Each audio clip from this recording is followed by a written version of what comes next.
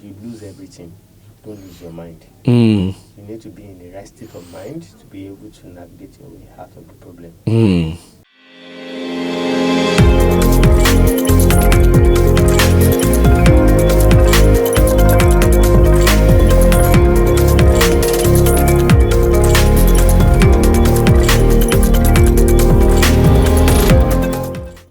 Hello there. Welcome to another episode of the African Business Showcase, brought to you by Showcase Africa TV.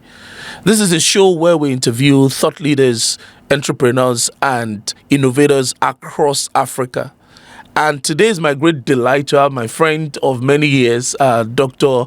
Tokwe Bukola Ojo, at the studio with us today to discuss everything about his journey, his success, his failures, and to really educate us about the opportunity within the automotive sector in Africa. But before we go, I'd like you to subscribe to our YouTube channel, the Showcase Africa TV on YouTube, and please follow us across all our social media platforms, LinkedIn, Twitter, Instagram, and the rest, so that you can turn notification on and you know where we're dropping new shows like this.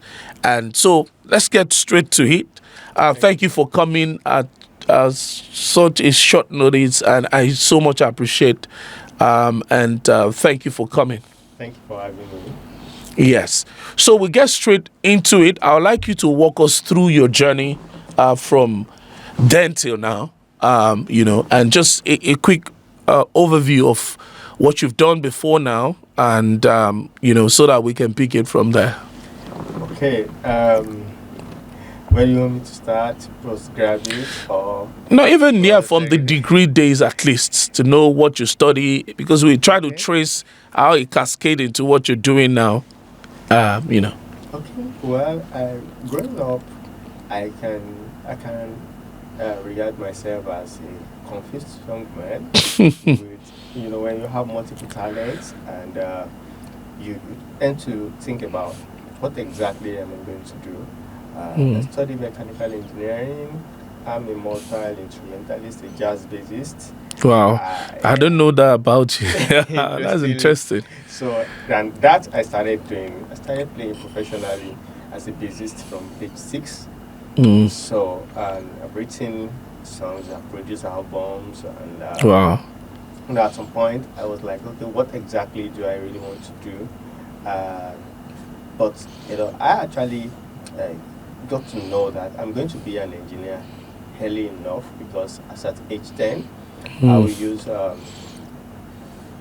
picnic tin.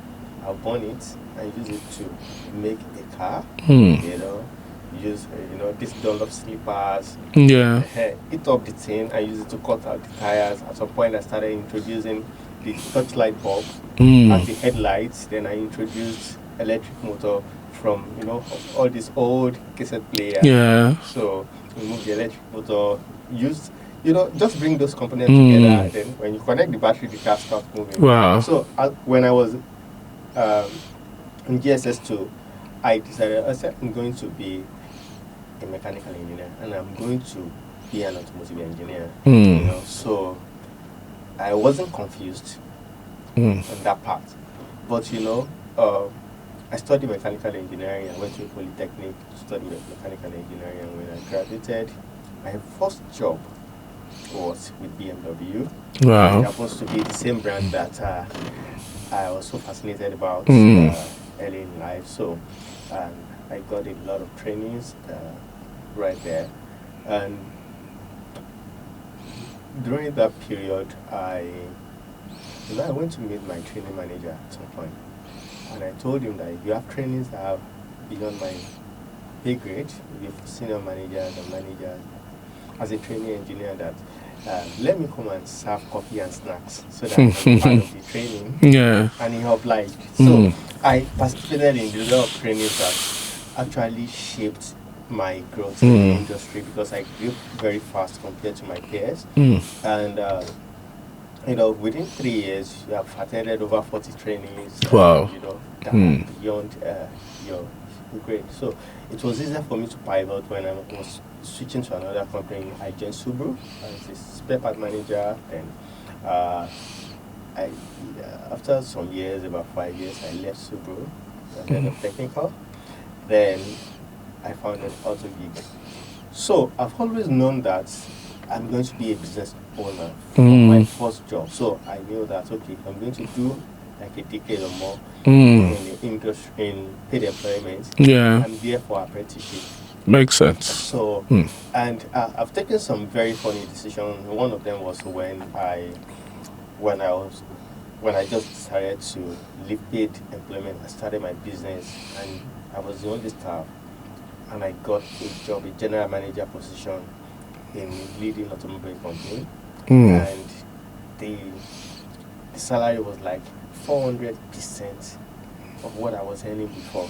Wow. So as I got the letter on my way home, I started thinking about it. Then I shredded the papers because I don't want any distractions. But within 18 months, I think I started paying somebody the same salary. Wow.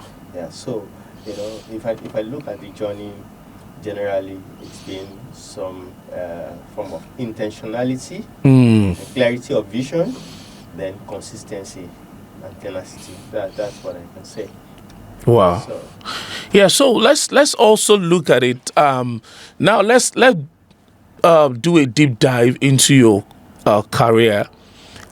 So you said that you'd already known early on that you were going to be a business owner. So how did that shape the capacity building that you have?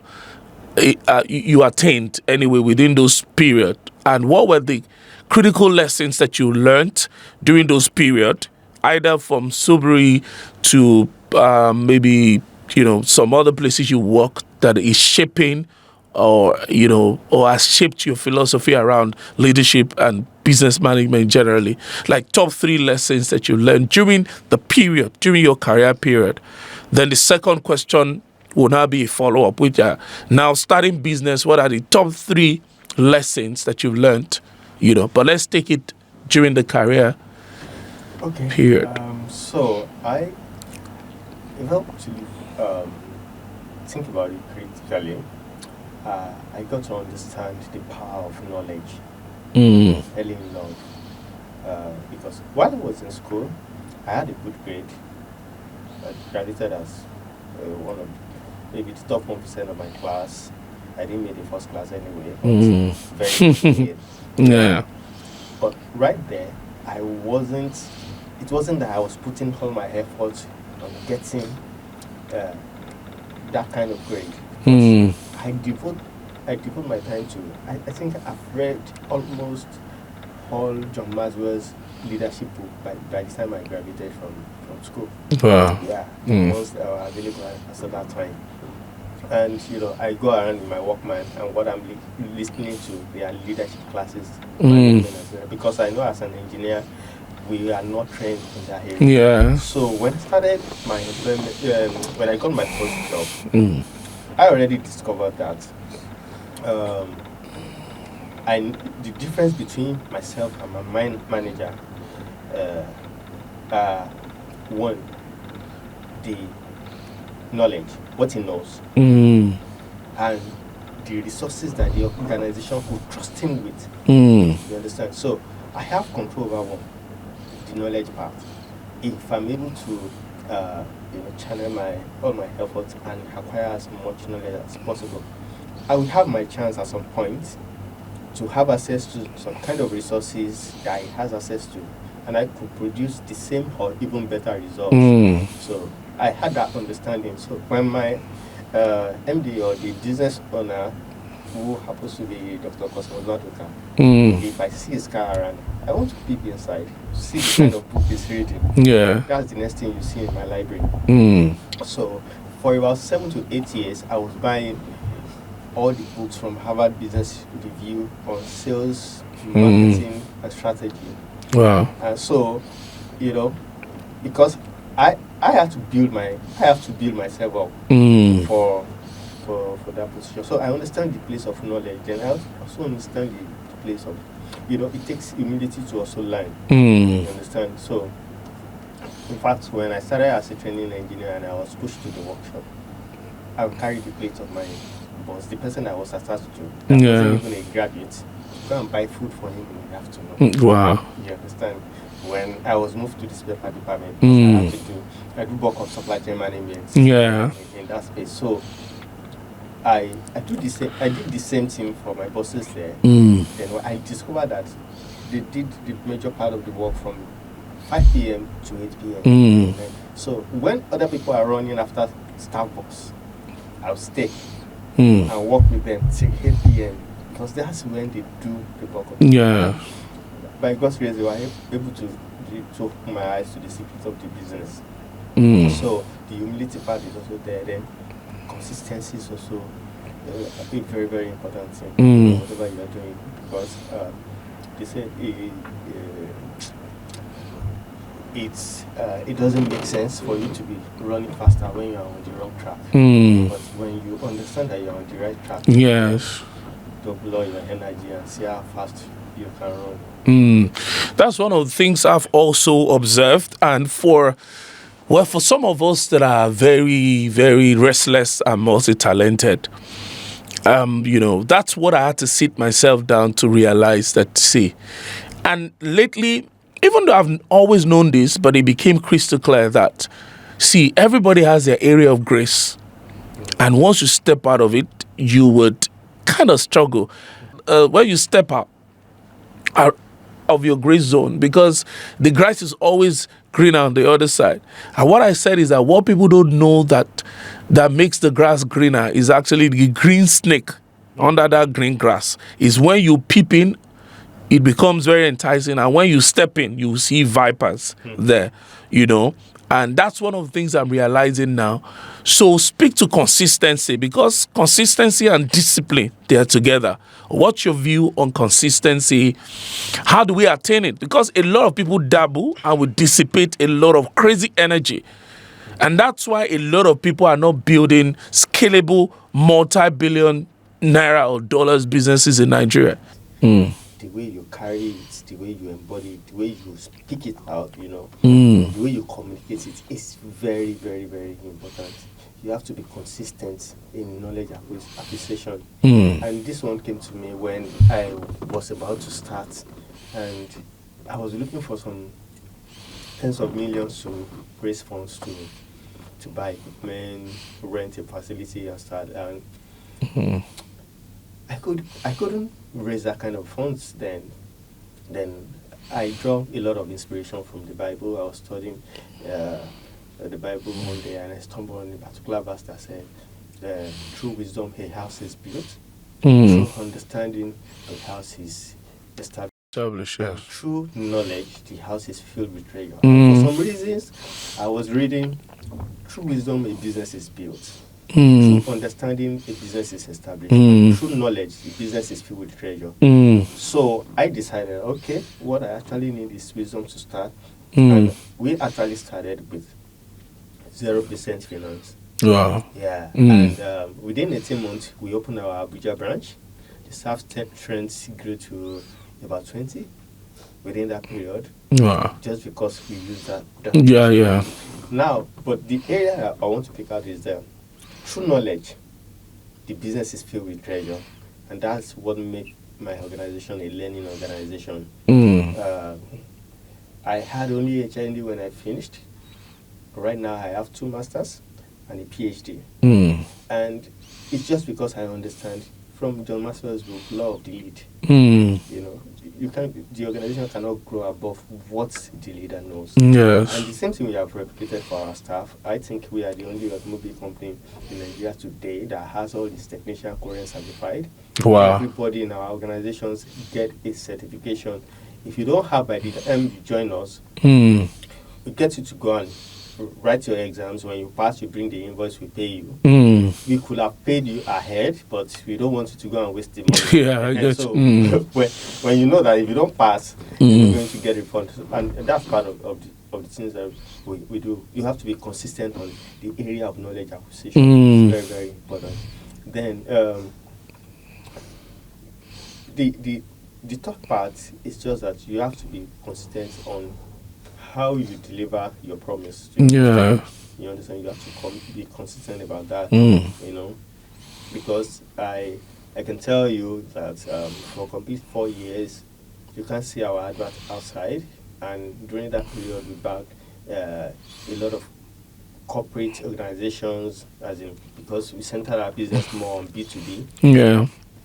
Clients like the United Nations, World Health Organization, Mm. and some other ones that I'm talking about global corporations. Yes. And it's just because, and we did not advertise.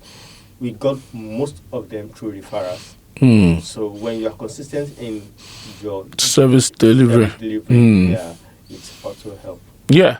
Okay, so let's speak to business now. It's now business. Yeah. So yeah, but you've also, spoken a bit to how you started in terms of just being resourceful, right? And again, we might still come back to that, but let's walk through. Can you walk us some of the challenges that you've gone through in business and how you're able to navigate it? With examples. Anyway, I'm privy to some. I don't even know how you're still standing and surviving, but I think you have like 18 lives, So I do tell everybody, you must have a well where you draw from. It's very, very important. I'm a Christian, so I spend time in the place of prayers, and I study and meditate a lot. I actually get a lot of results from that. Funding is one of the major challenges for most startup too. And interestingly, we bootstrap. Yeah, we still bootstrap till today. Although our business has grown to a level that sometimes you look at it, how do you raise funds to expand the way we're supposed to expand? But I also discovered that people buy into you before they buy into your business. You understand? When you have people, so there is an interesting passage in the Bible that also inspires me and made me to do a lot of things, which I can also share with you. There was a man that was sick, and his friend opened the roof of the house where Jesus Christ was preaching, and they lowered their friend. And by the time Jesus Christ saw the person, he said, Jesus Christ healed the man not because of his faith or whatever, but because of Good his faith. of friends. Yeah. So the question is, do you have 4 friends that will not go to bed unless they are sure that you are okay?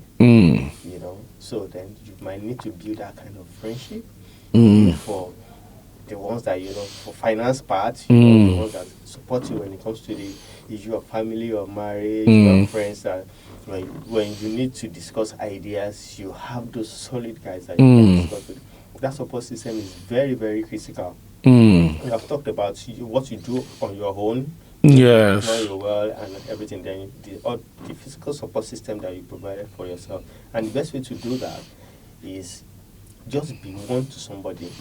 I've understood that you will reap what you sow, not necessarily what you sow. The people that are your support system or the people that you are supporting might be not different. going to be those people that will support you. Definitely. But one way or the other, everything balances out. And like I said, as a spiritual person, I understood. There was a point that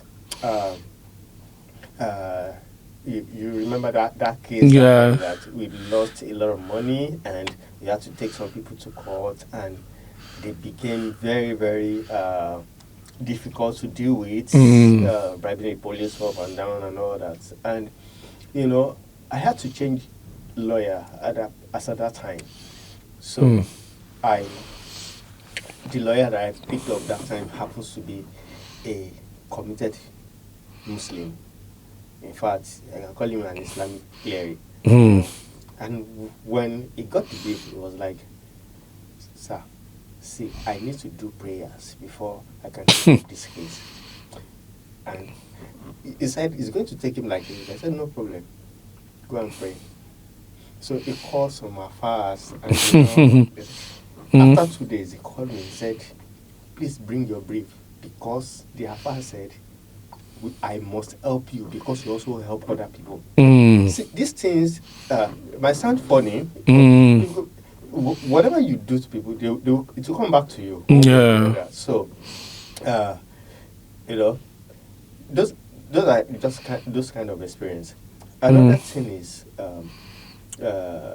just before we started, I was talking about sense making. You don't just go through situation without drawing out knowledge or lessons, Learnings, from it, and that will actually help you to grow fast. You understand? So,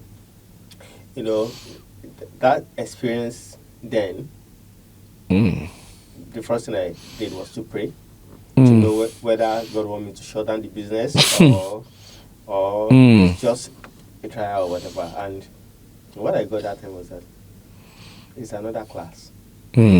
So I embraced it. I had a friend that came to my office with a blood pressure measuring to come and measure blood pressure. I was like, oh, your BP is like that of a teenager. How are you coping and all that? But because I knew from the get-go the purpose of going through that phase. And that was how I was able to navigate it. So when issues come, because I've drawn lessons from previous one, I know what to do first. I know the signs I will see, then I know what needs to be done. Yeah. So speak to challenges around maybe policy somersaults, government policy impacting. Has that affected your business in the last couple of years? Is there any specific reference to that as part of the challenges, or maybe to your favor? For example, now local content, when it happened in Nigeria, when the petroleum bill was passed, and that opened up a whole lot of good opportunities for people. So how has government policy affected the running of your business, either for good or otherwise? When you are building by design, for us, by design, it will be hard before government policy can affect us negatively.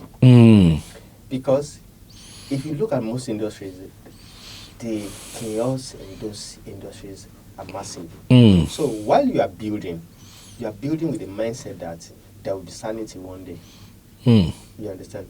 There are some part of the businesses that they should have an expiry period. You understand? Around there, almost everybody profits from the mediocrity of the system.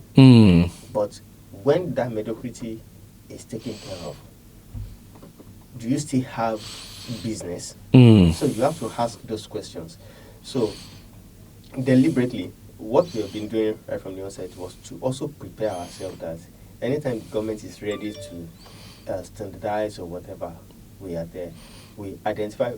For instance, when you're building, you have to understand your industry very, very well. I don't tell most people that are building tech products that the success of your app or whatever is dependent on the strength of the brick and mortar that supports Definitely the ecosystem. That's why we talk about domain expertise. Yes.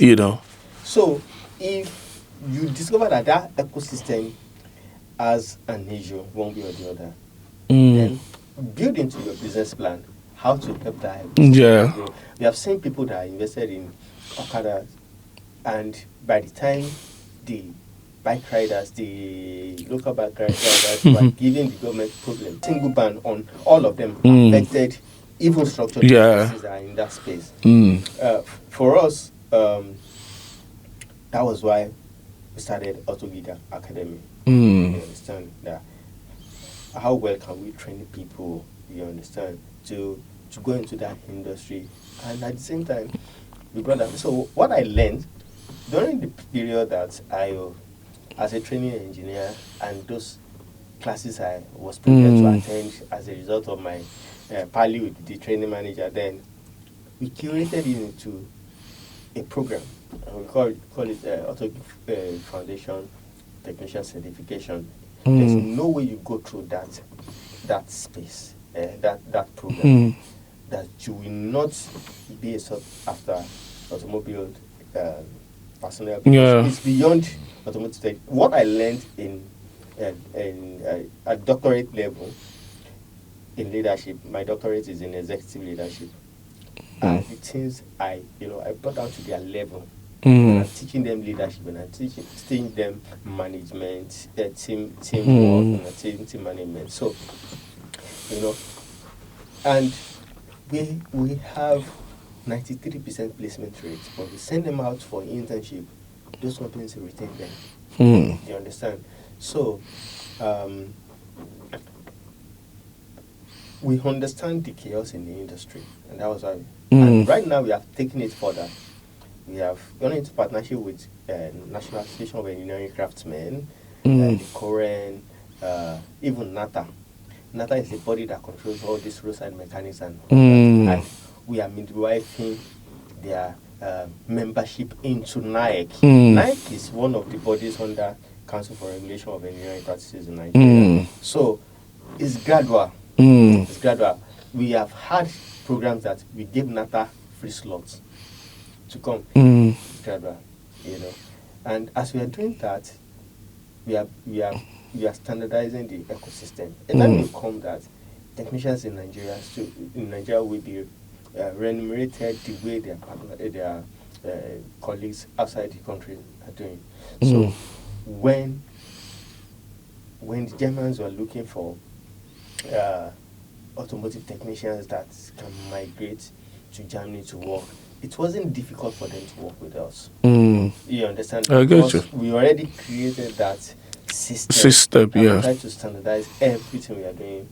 We are using the global best practices and make sure that we get all the necessary licensing and affiliations that is required. Makes sense. So now let's extend now to the opportunity within the automotive sector, because what we try to do in African Business Showcase is to showcase businesses and by default the opportunities within the industry that they play. So I want you to count in 1, 2, 3, 4 and walk us through the opportunities. So let's say we're talking now to an entrepreneur or somebody that really has that desire to play in the automotive space. Can you walk us through about 5 opportunities that exist within that sector, within Nigeria, or you can extend it a bit across Africa? So it's a useful content. I can deep dive into it at my own convenience to say, okay, it said there's opportunity here. What does that mean? And all of that. As an industry expert that has been doing this for well over, I think, over 20 years now, if I'm not mistaken. Yeah. So, the opportunity is massive. It's massive. It depends on the area where you want to focus on. In Africa, I think we produce an average of about 1.2 million vehicles annum, and we actually sell between 4.5 million to 5 million vehicles. Wow. Yeah, so you still see the gap in production, which means that bulk of these vehicles are shipped into Africa. And don't forget that we have massive amounts of raw materials that are also leaving Africa to those places where those vehicles are being manufactured. You know, you have seen what is happening lately with trade, those trade wars, on the tariffs, which is making Africa seems to have the lowest trade tariff to some developed countries. So that's the part of it. So there are opportunities for setting up SKD, semi-knockdown assembly plants, or completely knockdown assembly plants. The completely knockdown assembly plant has a massive value chain. For an IC, internal combustion engine vehicle, you have about 3,000 spare parts on that vehicle. To say you have transferred to a completely knockdown assembly plant, CKD, then you should be sourcing at least maybe 60 to 70% of your spare parts locally. Now, who produce those spare parts? And I've seen the Afro-Exim Bank automotive policy. I've seen the Nigerian automotive policy, and I'm looking at the approach we are using, and from my own understanding of the peculiarity of Africa, because we have to start from the area of technology transfer first. For instance, we have built capacity at Automotive to remanufacture some spare parts.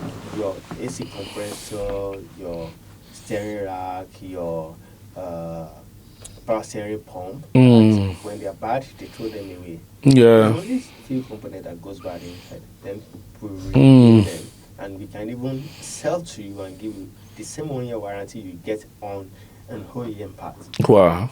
So, and just look at it. look at the ages of vehicles that are coming in. Probably maybe you have a 2008 Toyota Camry. That Toyota Camry is likely to be using the same AC compressor with Highlander, Venza, and Havalon up to 2018, 2019. Wow. So imagine when we start that remanufacturing of spare parts, as time goes on, we now start manufacturing those spare parts. Then, if government is supportive enough, then you can get licensed by the manufacturer, the vehicle manufacturer, and say, okay, for every vehicle that is being shipped to Nigeria, the vehicle must not come with an AC, with an alternator, because there is a company in Nigeria that manufactures that alternator. Now, so when it comes in, so let's say Nigeria has production capacity for about 450,000 vehicles in a year right now. Let's say we are even doing 100,000. Out of 100,000, that alternator manufacturing company is supporting that brand new market. That brand new market alone, you understand? And I can tell you that used vehicles market in Nigeria is like 4 times the brand new market. Those used vehicles too, as far back as 2008, are using the same spare part, So, we first need to develop that capacity from within. Component part manufacturing, and it's a lot. Ordinary adhesive that are used in assembly plants, you can do business of half a billion naira in a year, or up to $1 billion adhesive for assembly plant. Wow. Same thing with bolts and nuts and all those things that we can start with, So the component part manufacturing is also part of it. We are talking about EVs. We have lithium in abundance in Africa, but we are not making batteries. That could also be part of it. What are the value additions we need to do with the lithium to be able to earn properly from the value chain of the EV? Because we are seriously lagging behind. We don't own any patents in Africa that comes from Africa on EVs yet. Every other thing, even most of the things we do right now are being led by manufacturers outside Africa, because they know we have the younger population. In the next 10-20 years, most of those vehicles will be sold here, and people that can work on them are also going to be here. The human capital development part is also part of it, because we have a median age of about 18, and when you go to Europe, in fact, I'm telling you, some European countries will probably bring jets, aircraft, and begin saying, "Oh yeah, everybody just come because they really need people to their workforce over there." And when we have that kind of population of youth, we need to empower them so that some of them can be exported on a proper scheme, and some of them will also remain to develop Africa. So I've talked about vehicle assembly, manufacturing, separate manufacturing, component capacity building, also human capital development.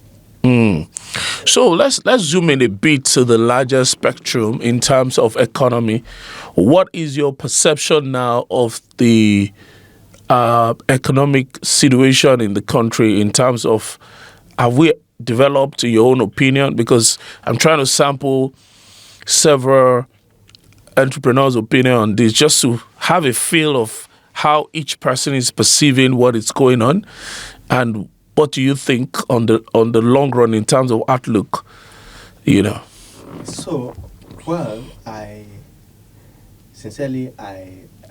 happy about everything that is going on right now, especially in Nigeria, because as a business person, you are now able to predict something. Plan accordingly. Okay, this is how it's going to be, and it works that way. So that's very, very important. Then, in terms of FX stability, exchange rate, and even some policies. So And another thing is um, the fact that we are now beginning to have a level playing ground.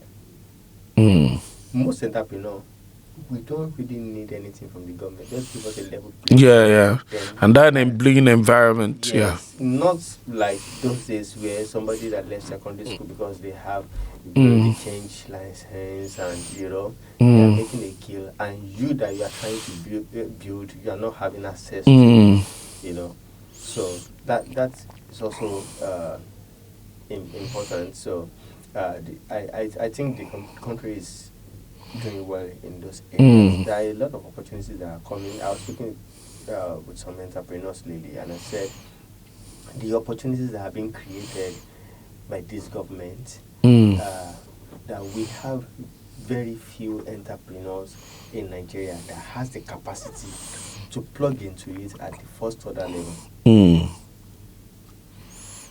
At the third order level.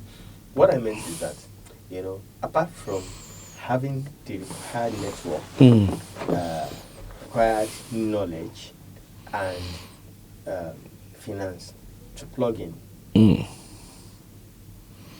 most people don't have that knowledge on how to navigate it. You understand? So we have few people that fall into the first category that can plug it at the third order level, which is the first layer, second, and the third layer. So most of us are plugging from the second layer because we have the knowledge, we have the exposure.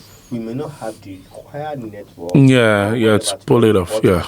We are now seeing those things coming in gradually, and it's a lot of encouragement because people that will plug in at the surface level, so they will have their own. It may not be fast, but for a smart entrepreneur, you now have to try and develop capacity to be able to plug in and get yourself to level 2 or maybe level 1 through extensive networking and all of that. Exactly. Yeah. So again, you have been able to get 1 or 2 grants. Can you walk us through maybe how an entrepreneur can position? Is there any unique perspective on that or a strategy to be able to do that? What makes you qualify for a grant and how do you go about it? So for us, I can say we do something special, but when we started Automotive Academy, I knew our trainings are very expensive, and most people won't be able to pay for it. So the first thing we started with was to offer it for free. So people are coming and we are documenting it. When we saw an advert, I think partnership with USADF and LSTF, so we applied. And it was like after 2 years they reached out to us and asked us questions. We still conduct this kind of training, and we sent proof. And they said, okay, put in your application, then we apply. And because we have mastered the whole thing, just before Trump came in and he pulled the grants, we had a team that came from USADF from the US to visit us, and we were the only vocational training center that was visited because we were delivering. You understand? I don't think there's any vocational training school. Actually, they told us that we are the best at that time. So, that's also very important. When you have track record, it's easier for you to now get more. Secondly, you have to pursue these things deliberately.